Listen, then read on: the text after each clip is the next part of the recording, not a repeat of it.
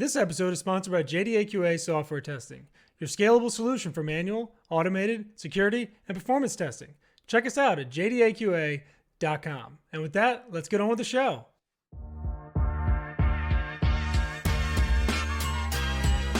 This is The First Customer, hosted by Jay Agner.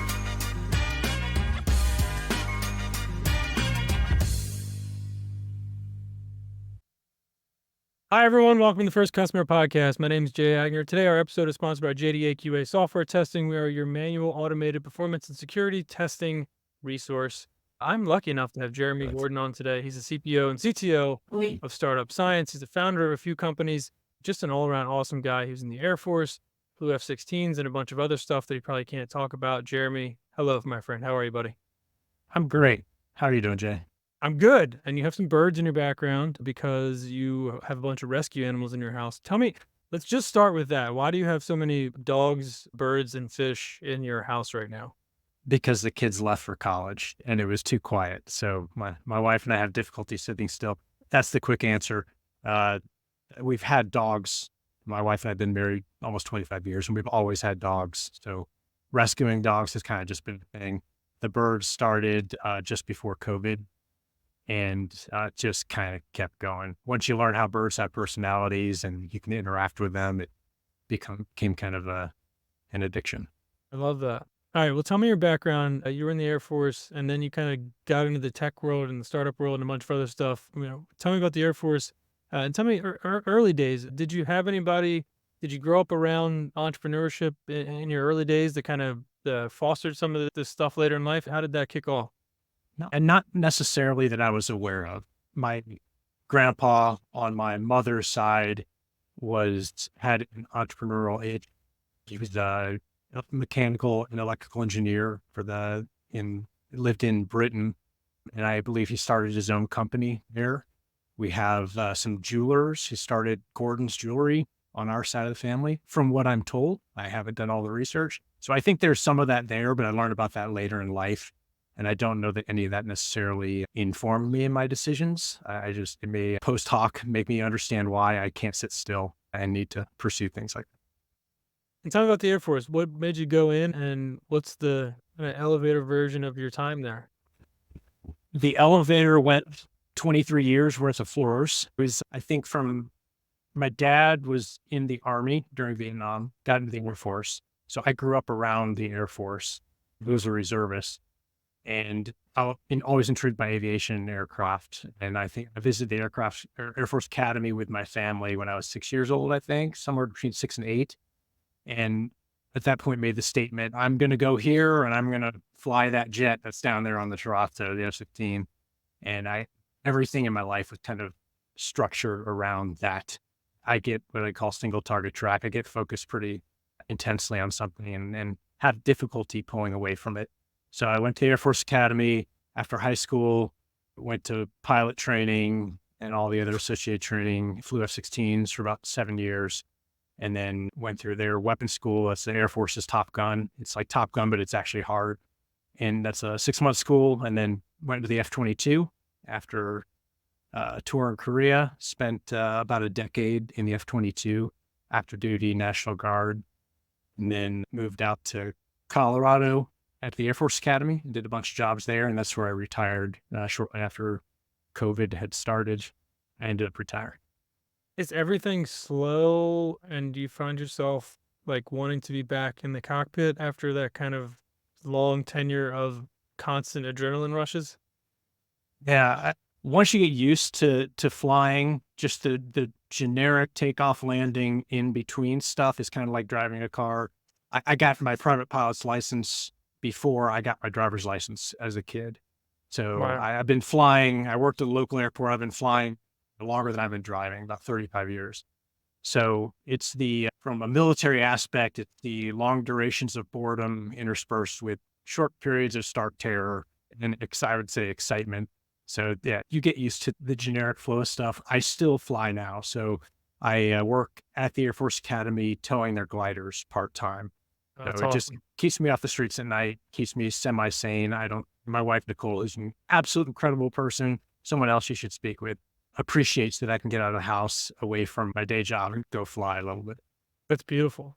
I'm a student pilot, so I like, tiny little piece of your story there. And yeah, take off in the landing and then it's just kind of a bunch of, flying in between. But I can't imagine doing that at, whatever, 600 miles an hour like you were doing. But it seems a little safer maybe now to do it just towing gliders. But very cool. So tell me about Kinetic Coach. And, you had a gym that you exited with your wife. I mean, how did you go from Air Force pilot to entrepreneur? I mean, was there kind of a instant switch? Was it over time? Like, tell me what was the process there?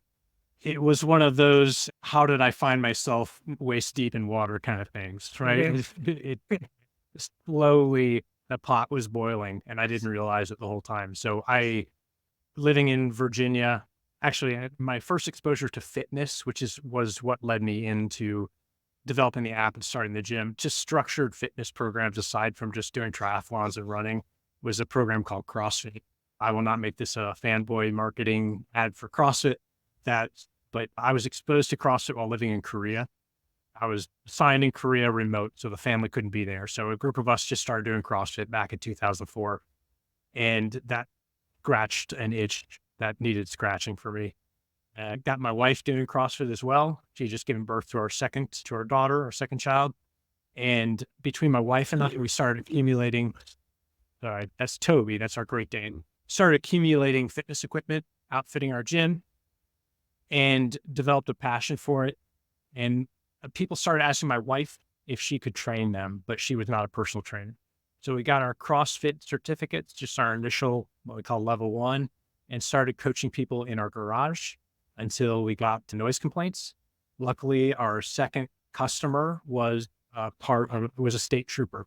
So he would come there at 5:30 in the morning in his cop car, his state trooper car, and be out front on our driveway dropping weight, and everyone's yelling motivation stuff. But that convinced us to move into a strip mall.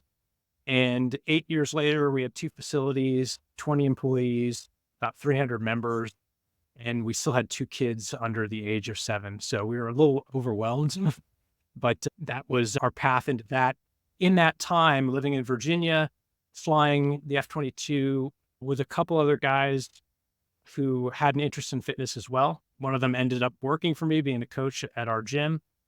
And we flew with a lot of guys who were airline pilots on the side, or they're airline pilots who flew military jets on the side, who would take pictures of their hotel gym and text it to us and say, hey, give me work. And because they knew Brent, one of my co-founders, and I were both coaches. And we were like, there's got to be an app for that. And there are a lot of fitness apps at the time, not nearly as many as there are now, but we couldn't find something that answered that specific question for that population who may have just landed from a red eye and they need to do something, but they need to control the intensity or whatever based on the time of night, how they're feeling, what their goals are, their experience level, and what equipment and time they have available for that. So that's what we built our app around. It was a solid year of research, a solid 18 months of actual coding development, recording tons of videos, building a backlog of about 1,000 workouts, and then developing an algorithm that would deliver the right workout to the right person at the right time based on their Sure. needs. How did you handle the development of that as a non-developer? We outsource. I'm trying to remember the name. It is a marketplace for development firms, and I can't remember the name of it now. But we found this small firm called Guarana Tech, and they're still around today up in Montreal. A little bit, I have a high school and college level understanding of the French language, and they are primarily a French company. So luckily they spoke English better than I spoke French, but we could bridge some gaps, and that's how we started our development. They were, I think, a younger company, and I think we got way more for our money than we would have anywhere else by more than an order of magnitude. So it was an efficient way. And there's always risk with outsourcing coding, especially if you plan on hiring your own in-house devs who long-term may have a desire to use a different coding base. And, if you may anchor yourself into being stuck with whatever back end and stack you outsource to another company to build. Right. It's a risk. I love that story because there's lots of horror stories of outsourcing development. And that sounds like you guys, maybe by luck and by, some good due diligence, got a good firm to do that. So you exited the gym. So what is the timing with the Kinetic Coach and the gym and the Air Force? Like, what was it all kind of at the same time? What was Yeah. the process? Everything was at the same time. Before we move off the developers, I do want to Sure. highlight that we did switch from Guarana, and we actually brought on a firm in Denver called Epic Business Apps, who's Okay. phenomenal. And they are partners in our company now. Oh, beautiful. So in essence, we have in-house developers who converted code, did everything they wanted. They're the ones who brought us onto Android. So we did go with someone closer to what you consider a full-time employee. It's more of a partnership timeline. So yeah, everything happened at the same time. And on top of the gym, the app, full-time in the military, my wife got hired by CrossFit. And for more than a decade, she traveled literally the world. There are interesting stories about places I dropped bombs on in Iraq, where she ended up going there to train U.S. troops in the same area where I was dropping bombs just two or 3 years later. So all that was happening at the same time while we're raising the 2 kids. And that was the one deal my wife and I made with each other, is that the kids are always the priority. So regardless of what we had going on, as my traveling tapered off in the military, her traveling picked up with CrossFit. And we always ensured one of us was there with the kids to pick them up from school, to take them to school, to take care of them. So we never did the nanny thing.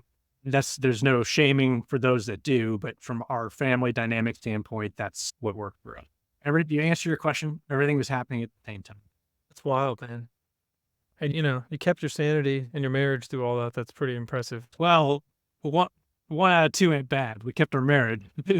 There were times when both our sanity was wavering, but yeah, our foundation, my wife and I, is extremely strong. That's Yeah. beautiful. All right, well, let's go back real quick. So Kinetic Coach and the gym, who was your first customer at both of those and how did you get them? First customer for the gym, because that occurred first, was the mother of a fellow student in my son's school. So he must have been in like kindergarten or first grade-ish range. And she had approached my wife about training in our garage. So that's how that happened. Just kind of, hey, do you work out? Would you mind helping me? That kind of conversation. Mhm. Kinetic Coach was my first foray into product development. And at that point, I would just do internet searches for how do I test out software? And, with my current job at Startup Science, we have a robust academy of courses for new founders, vision phase founders, to understand how to do things. Whether I knew it or not, I was building a customer advisory board by doing beta testing. So we'd go into forums for airline pilots and say, hey, we're building a new app focused just on airline pilots. Anyone want to help us test? We'll give you a year free, kind of a thing. And so we built an advisory board of about 80 users. I would say 30 of those became paying customers in the long run. And we have maybe 20% are still using the app today regularly. Keep in mind, we started this back in 2016. So been on the market for a while. We have retention with the people who really like it. So that's how we got our first customers from Kinetic Love Coach. that. All right, so tell me about Startup Science. Obviously we were talking about Greg before the show, and you were kind enough to introduce me to just an incredible human being who we also had on the podcast, which was an awesome episode. Tell me about Startup Science. How did you get there? How'd you meet Greg? What do you do there? Like, what is your mission? And just kind of tell me about the company. Got it. You like the rapid fire questions. I'm going to do my best. Look, check all those off. I gotta keep a guy who flew, jet airplanes for rapid firing. Keep me on my toes here. First of all, how I met Greg. Greg's first wife remarried, and the person she married was an F-16 pilot and flew F-16s as well.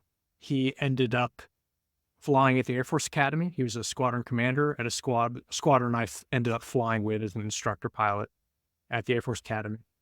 He approached me and said, hey, my wife's ex-husband is doing this project about entrepreneurs. He's doing research, and he wants to speak with fighter pilots. And I think, I won't use his name on the podcast, but he was a little concerned that he'd be a little bit biased, because he still friends with Greg. So he asked me and two other guys I flew with who are fighter pilots to come sit down and chat with Greg. So Greg flew from San Diego out to Colorado Springs, and we met in a hotel conference room for about 3 or 4 hours. And he just wanted to learn how fighter pilots problem solved. He ended up doing the same thing with woodland firefighters and hotshot firefighters, with Navy SEALs out in Dam Neck, or he probably went, Coronado. And just to understand how people problem solve in high stress situations, how do they structure their organizations? That's how I met Greg. During that process, he asked if he could help any of us, if any of us were entrepreneurs. I shared on my app. He was interested, and we kept a conversation. And from that point forward, that was probably in 2018, Greg became a mentor to myself and my partners in the path we took with our app. And we just stayed in touch since then. When he found out I was getting out of the Air Force, we had a discussion about whether there's a role for me with his project. And he brought me on more of just a open source kind of, let's just see what interests you and where you fit. And the operational side of things is, given my background, is kind of always where I've been, boots on the ground. I enjoy speaking with people on my terms. I'm an introvert, so I have a limited social battery. So I'm definitely not on the marketing and sales side, but dealing and solving customer problems, interacting that way toward a specific outcome with an objective other than sell this person, solve their problem, I fit into well. So I started doing product stuff. Our previous CTO departed the company, so I filled that role. And then I'd say I'm right at this point, 60% CTO, 40% product as far as my time goes.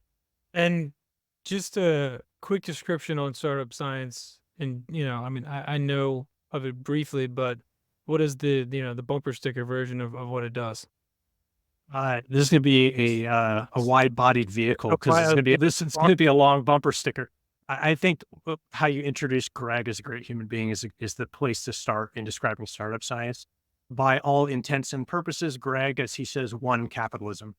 He built and scaled several companies in his lifetime, but by far his most successful was called Affiliate Traction, now called Pepperjam. He exited that as part of a roll-up. There were like 8 other different types of liquidity events in that. We'll just call it a roll-up to eBay, and has won 4 private equity awards for high value sales in the 250 million plus range, and has scaled and exited 12 companies, started his own venture capital firm. He entered into politics as a kind of a campaign advisor with the hope of helping. He has a book coming out that everyone should pre-order right now. And Jay will put the link in the podcast notes. But Sure, I will. the book details his background being raised in extreme poverty, one of many kids, and a neurodiverse individual who overcame a lot. I know this podcast isn't about Greg, but getting to where you wanted me to go.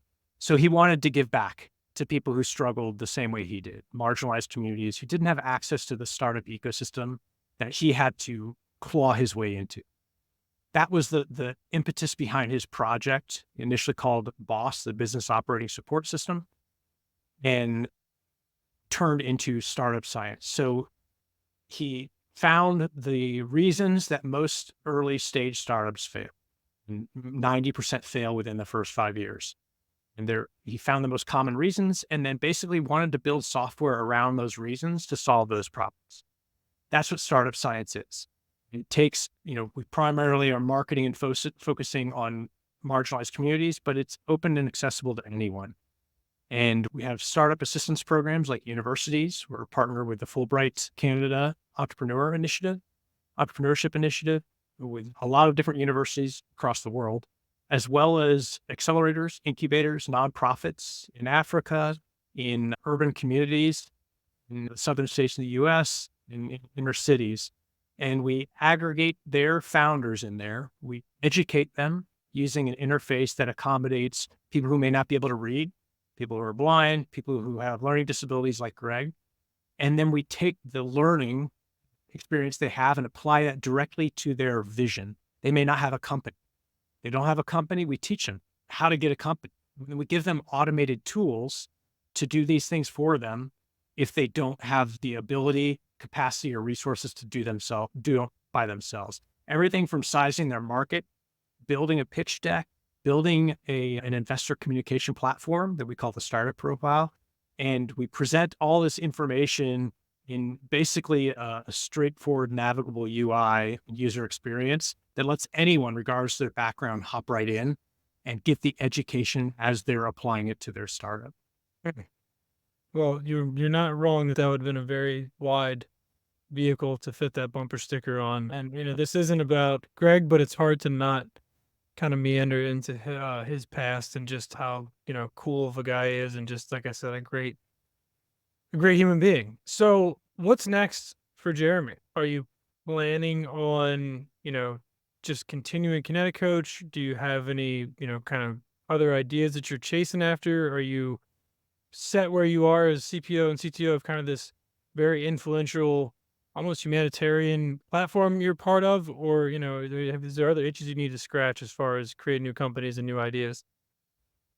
For the last part of that, in no particular order, I'll start at the end. Right now, I do not have an itch to start another company. I would say about 3 to 4 times per month, I will see something happen, or I'll have an experience where I'm like, oh man, I could start a company. So just today, you don't have that itch, but maybe in a week or so. Yeah. Well, I always have the ideas. It's whether I actually want to pursue them. Right. That's whether I have the bandwidth, the time, and the itch to do it. You're correct. I am extremely happy with Startup Science. I lead an extremely talented team of engineers who just overcame an incredibly challenging problem. So I'm really proud of them. The company as a whole working through that.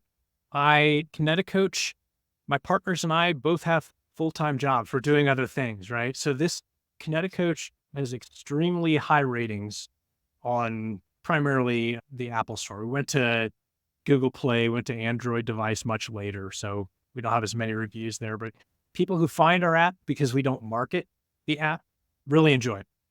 And so it's a matter of, we make enough to cover our overhead costs, so we just keep letting it ride, because at this point we consider it a service to the people who access it, really don't charge that much at all, and most of it's free, free access, so kind of a freemium model.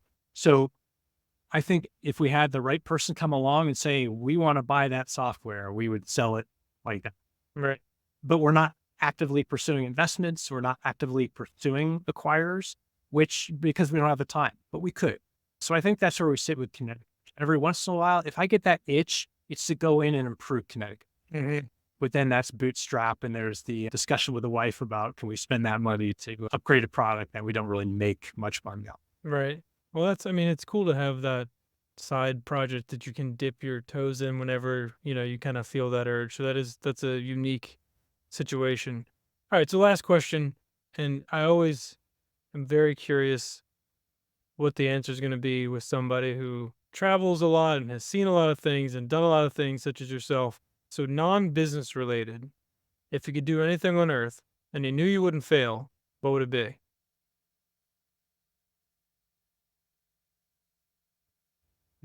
Anything on earth, who I wouldn't fail. Man, you're gonna have to edit out some dead air time here. No, I love the dead air. This is my favorite part of the whole show. Is the pondering of such a deep question. Build my own house. Build my own house. That is I've never heard. That's the first time I've heard that. That's beautiful. Why would you build your own house? It's like you sometime when the lottery gets super big. I never play the lottery. I was a math minor, so I don't play the lottery, right? Which is illogical. But when the lottery gets super big, it's fun to say, what if? Right. We're in our retirement home, and this was a multi-family home with the wife's side of my family, several of them living here as well for a while. So we had a very full home. And then everyone went to college, moved back to where they were from. And now it's my wife and I and a lot of animals in a house that is bigger than what we need. So we dream of moving, and we dream of designing a house, and we'll like talk about what it would be. And if I had the resources, the skill, the time, the ability, I would love to build that house for us. That is a beautiful answer. What a great answer and a great end to a great episode. Jeremy, if people were inspired by something you said, or just want to reach out to you directly, how do they do that? The introvert side of me is closing all doors. It's closing all doors right now. By the way, You do a great job as an introvert. I also am an introvert, believe it or not, and you play it well, my friend. I appreciate it. I'm going to go nap for about 3 hours after. So I do have a LinkedIn account, Jeremy Mount Gordon. So the slash Jeremy Mount Mount. That was my fighter pilot call sign. And I think it's the best way. Just shoot me a message or a friend invite there. I think I have like my email address is probably on the Startup Science website under the team as well. Okay. So All yeah, right. happy to Well, we won't answer give out phone questions. number and personal address or anything. Don't worry about that. And if they want to learn more about startup science, where do they find that? Startupscience.io. Beautiful. Well, Jeremy, you are an impressive guy. I love your story. I appreciate your service to the country, and I appreciate your service to the startup and entrepreneurship community. There's a theme here somewhere about just constantly giving back, and you exemplify that, my friend. So thank you for your time today and giving me some of it. And I hope you have a good rest of your week. All right. Thank you, Jay. Likewise. All right, buddy. See you, man. Later.